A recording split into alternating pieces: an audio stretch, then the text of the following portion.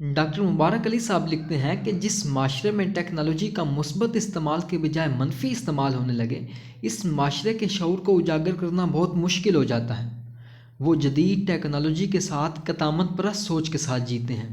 اس شخص کے ہاتھ مفلوج ہیں جس کے ایک ہاتھ میں موبائل فون موجود ہو اور سوچ فیس بک پوسٹ کے کمنٹس پر ڈوبی ہوئی ہو۔ جہاں اساتذہ اسائنمنٹ مفکروں کی کتابیں کھنگالنے کے بجائے ویکیپیڈیا اور انٹرنیٹ پر بھروسہ کرتے ہوں، وہاں کامیابی کی امید بہت کم ہو جاتی ہے۔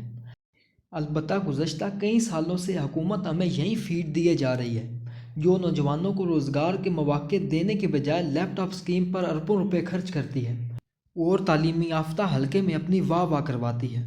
جس طرح نیلسن منڈیلا کے قول کے مطابق غربت خیرات سے ختم نہیں ہوتی بلکہ انصاف سے ختم ہوتی ہے، اس طرح جہالت لیپ ٹاپ اسکیم سے نہیں بلکہ علم سے ختم ہوتی ہے۔ جس ملک میں بچوں کے ہاتھ میں کتاب تھمانے کے بجائے موبائل فون تھمایا جاتا ہے، اور یہی حکومتی پروپیگنڈا رہا ہے کہ اگر تعلیم عام ہو جائے گی تو نہ تو شخصیت پرستی رہے گی اور نہ ہی نااہل سیاسی پارٹی ورکروں کی حکومت۔